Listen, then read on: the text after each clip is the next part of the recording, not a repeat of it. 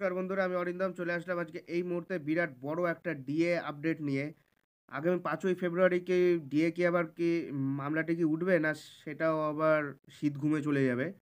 So থাকছে অনেকগুলো প্রশ্ন, এবং আরেকটা প্রশ্ন থাকছে, সরকার কি ভোটের আগে কি আবার কি মায়না বাড়াতে পারে, সরি ডিএ কি ঘোষণা করতে পারে?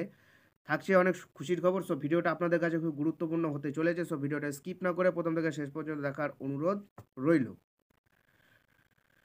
ফের বাড়তে পারে ডিএ পশ্চিমবঙ্গ সরকার কর্মচারীদের। পশ্চিমবাংলার মুখ্যমন্ত্রী মমতা বন্দ্যোপাধ্যায় নতুন বছর অর্থাৎ ২০২৪ সাল থেকে ডিএ কার্যকর করার কথা ঘোষণা করেছেন। এক ধাক্কায় ডিএ বাড়িয়েছে 4%। এই 4%কে কেউ বলেছে ভিক্ষা, কেউ বলেছে ললিপপ। যেখানে কেন্দ্রীয় সরকারি কর্মচারীদের 46% ডিএ চলছে, এবং মার্চ মাসে আবার 4% ঘোষণা করে দিয়ে 50% হয়ে যাবে, সেখানে পশ্চিমবঙ্গে মাত্র 4% ডিএ বাড়ানো হলো। বড়দিনের আগে এই ঘোষণা করেন, সকলকে চমকে দেন বাংলার মুখ্যমন্ত্রী মমতা বন্দ্যোপাধ্যায়। যদিও সরকারের এহেন সিদ্ধান্তে মোটে খুশি নন। কী করে খুশি থাকবে? কী করে খুশি থাকবে? সম কাজ সম বেতন একটা কথা আছে, ভারতের সংবিধানে একটা রাইটও আছে। হাইকোর্ট কিন্তু বলেছিল যে আমাদের রাজ্য সরকার কিন্তু বলে আসছে যে ডিএ একটা ঐচ্ছিক দেওয়া হবে, ডিএ একটা ঐচ্ছিক। কিন্তু হাইকোর্ট যে রায় দিয়েছে, হাইকোর্টের ডিভিশন বেঞ্চ দিয়েছে ডিএ ঐচ্ছিক নয়, ডিএ লোকে প্রাপ্য, সেটা সবাইকে পেতে হবে, হকের দাবি এটা। ফলে এখনো অবধি রাস্তায় বসে বকেয়া এবং কেন্দ্রীয় হারে ডিএর দাবিতে অনবরত বিক্ষোভ চলছে। যদিও এরই মাঝে ডিএ নিয়ে প্রকাশ্যে এলো বিরাট বড় একটা খবর। চলতি বছরে সুপ্রিম কোর্টের ডিএ মামলা শুনানি রয়েছে, আর এই রায় রাজ্য সরকারি কর্মচারীদের পক্ষেই যাবে। চলতি বছর 2023 সালেও ছিল, চলতি বছর 2023 সালে একটা শুনানি হয়নি। চোরদের শুনানিগুলো তাড়াতাড়ি হয়েছে, সুপ্রিম কোর্টে যারা চুরি করছে তাদের শুনানিগুলো তাড়াতাড়ি হয়ে যাচ্ছে। আজকে একে হাইকোর্ট থেকে একটা রায় দিয়ে পাঠাচ্ছে, সেটা সুপ্রিম কোর্টে গিয়ে শুনানি হচ্ছে। এটা ডিএ মামলা শুনানি হচ্ছে না। এখানে ফলগানা কার বুঝতে হবে।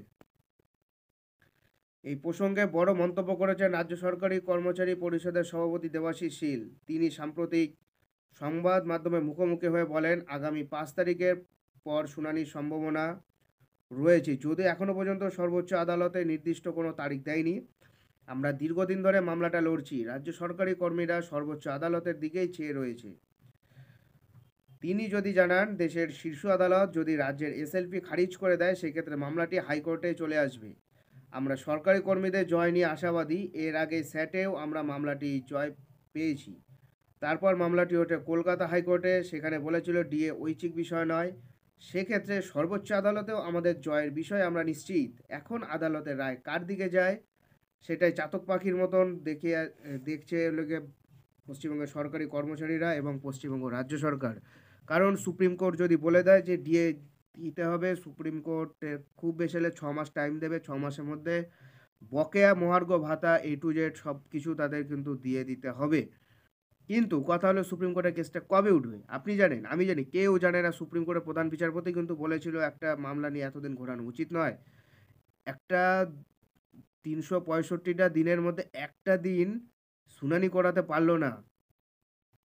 কি হচ্ছেটা কি? আমি সেটাই তো আমার কোশ্চেন একটাই, হচ্ছেটা কি? একটা সুপ্রিম কোর্টে একটা শুনানি হচ্ছে না।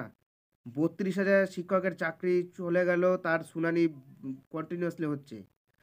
নিয়োগ দুর্নীতিতে সরকার যাদের যাদের চাকরি গেছে তাদের বাঁচানোর জন্য এসএলএসটি থেকে শুরু করে সিডি থেকে শুরু করে গ্রুপ সব কিছুর শুনানি হচ্ছে। এর সম্পত্তির হদিশ চেয়েছে কেন তা নিয়ে শুনানি হচ্ছে, সুপ্রিম কোর্টেই হচ্ছে। তাহলে এই একটা শুনানি হচ্ছে না, কেন হচ্ছে না? থাকছে অনেক প্রশ্ন, উঠছে নানা মুহূর্ত, জমে আছে অনেক ক্ষোভ। সো বন্ধুরা, এটা হলো আজকের আপডেট। সো এরকম আপডেট পেতে হলে আমাদের চ্যানেল নিউজের অরিন্দমকে সাবস্ক্রাইব করে আমাদের পাশে থাকবেন। দেখা হচ্ছে পরের ভিডিওতে। ভালো থাকবেন সবাই। নমস্কার, জয় হিন্দ, বন্দে মাতরম, ভারত মাতা কি জয়।